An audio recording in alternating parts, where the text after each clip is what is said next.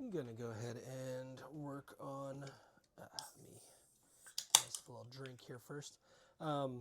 Work on this gold P. So, we have a gold P working key. Bidding on this is 261255. I have progressive pinned this thing like crazy, trying to understand what exactly is going on inside this lock. Interesting, because I mean I've had like the oops all spools type locks before, but see if I can get to where I need to here. Because these are all spools, the thing that's kind of been crazy for me is the why is this so difficult? And then I realized it had like some level of counter milling in it, and I was like, oh, that actually makes sense as to why that'd be difficult. So, go ahead and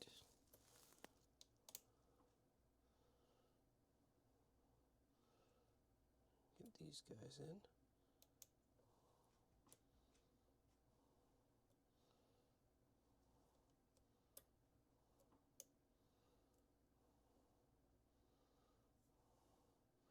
And the other fun part is that literally every time that I've opened this, I have dropped the tensioner, like horribly dropped the tensioner, thrown the tensioner out of the lock in one case. It was amazing. Like it went one of those things where I thought it was going to get lost. Huh. Maybe I'm not actually on a pin here. Let's see.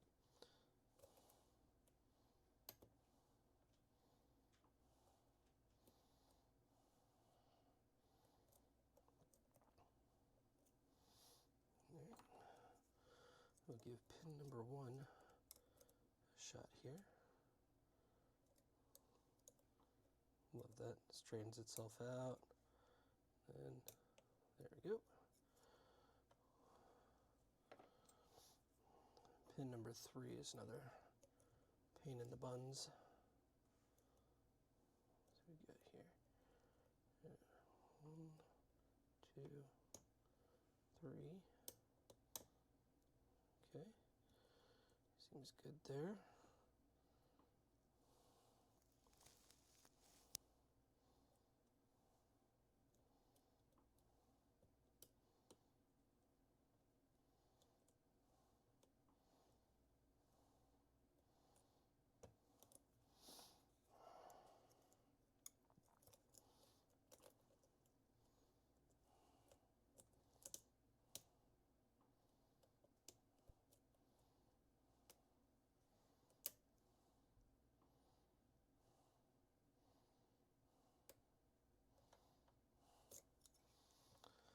I think that was pin 5.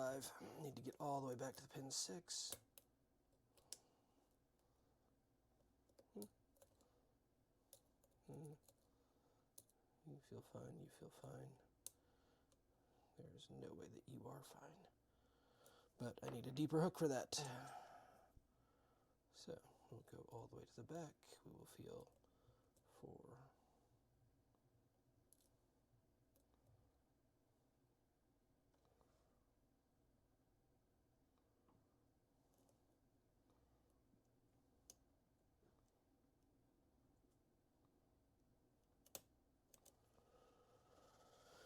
Okay, that should have been the correct pin there.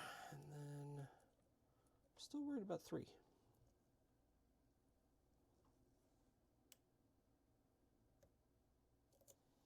Something dropped. What was it?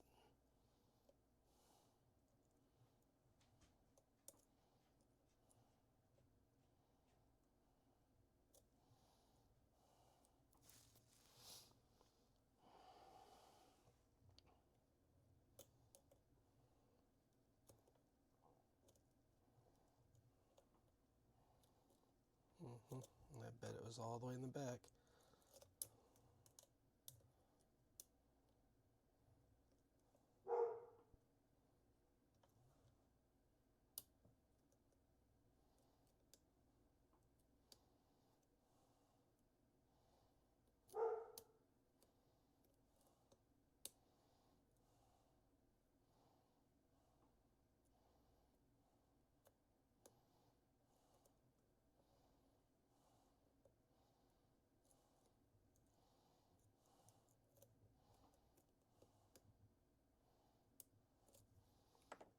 reaching.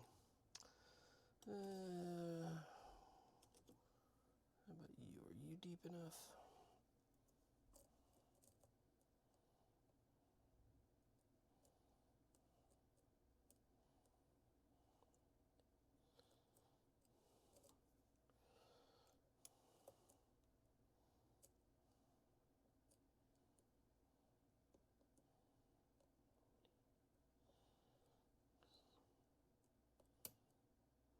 Okay.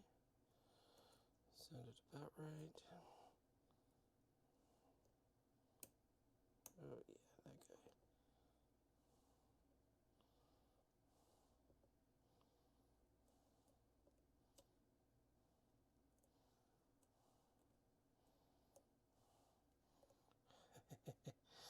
Yeah. Dropped what was next to him, though.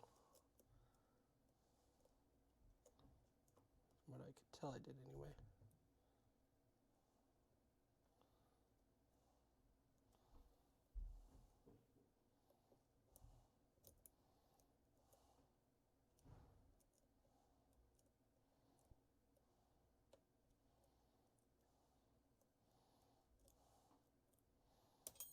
Yeah. Did it happen? Yes, it did. Alright, so like I said, every time I've successfully opened this lock, I have dropped my tensioner, and I have just successfully opened the lock, and I've also dropped my tensioner. So, we got an open. We are able to turn. Alright, so he is set back to normal. Let me get my tool set ready to go.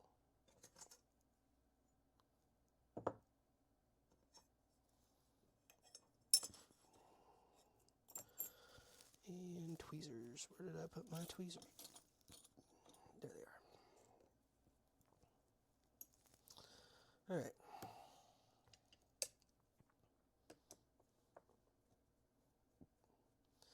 The interesting thing to me with this lock was I've had plenty of locks that are nothing but spools.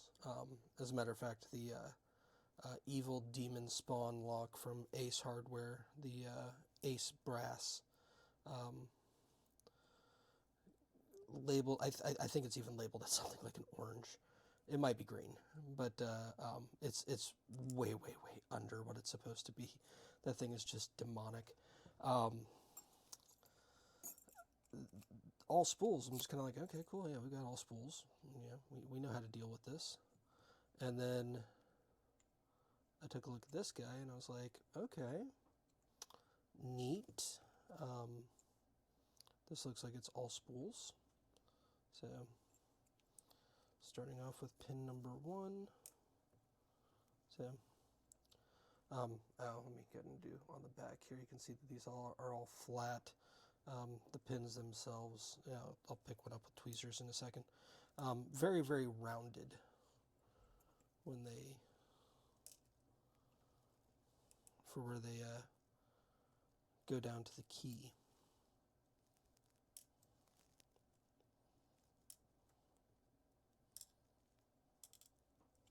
All right.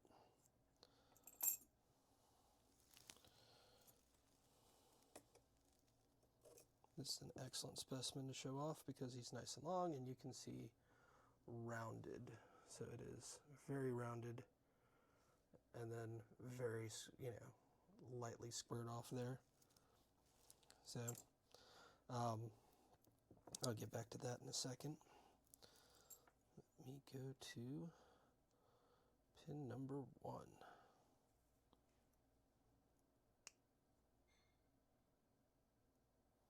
Okay, so that is a spool.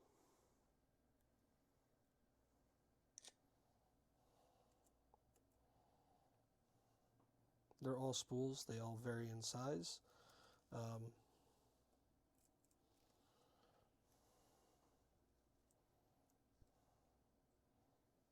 So this is one of the highest set. So we've got this tiny, tiny spool.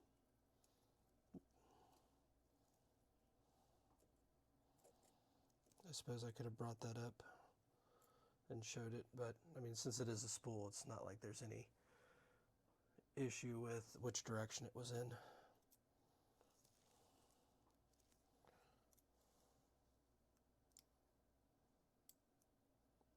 Okay, and another one.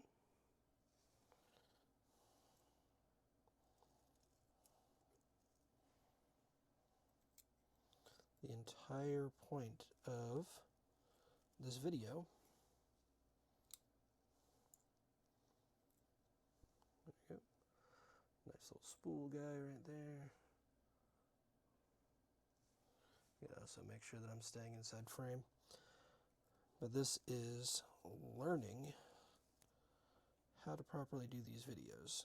And I'm already screwing up because that guy I should have pulled from the other side.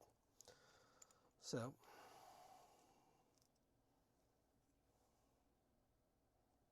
alright, I'm locked in here. So we got pin number 6.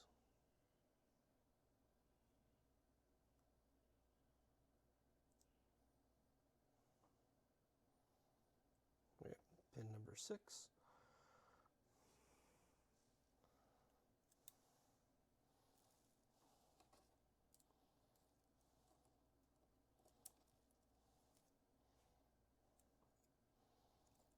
Got his spring. And now to 5. This is where I'm going to really have a hard time with the disassembly for black belt, is that I keep on screwing up on the, when it's a 6 pin, of doing pin number 4 from the front instead of the back. All right, so nice little hollow shell now. Nothing for sidebar or anything like that. But what's cool here is that it looks like, I'm going to show it off on both sides because it's always hard to remember which direction you were actually pushing this thing, right? So we got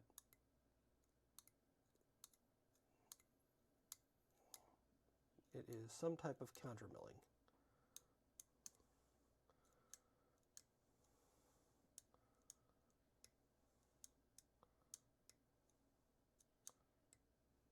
And so these spools get caught in it.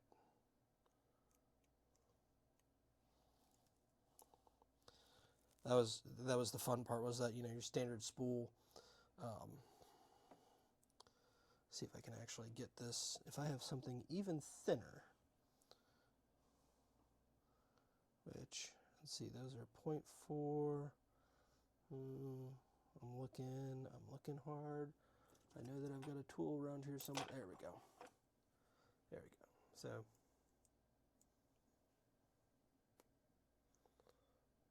this is about the thinnest thing I have. But yeah, it's got counter milling in these guys. And then see if I can find it. See if I can remember where I put it. But I should have them. There we go.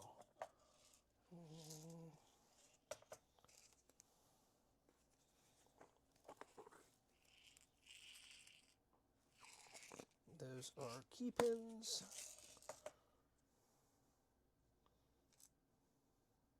There we go.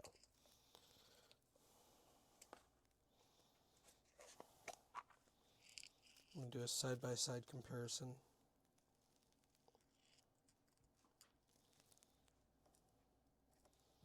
So a standard spool versus, I'm guessing we would call these barrels. They're not the standard barrel shape.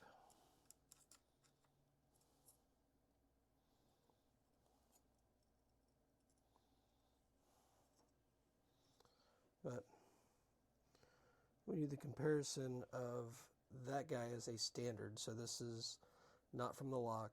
This is a standard spool versus the type of spool that's in there. And it's kind of like, okay, this is something a little different, which is what made me look for the counter milling. And so then when I found the counter milling, I'm like, all right, that's why this is a brown belt lock. So, yeah, I mean, it's not like I'm going for a belt or anything right now, so me doing this is for my own benefit and amusement. But take my audio here and see if we can get some clicks.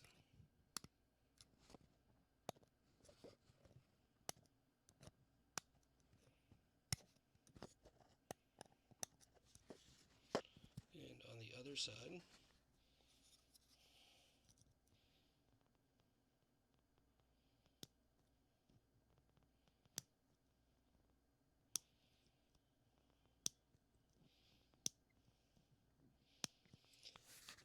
so yeah, interesting, interesting lock. Glad I picked it. Glad I bought it. It was a fun one. Glad I was able to take it down, get it opened up. All right. Well, thanks for watching.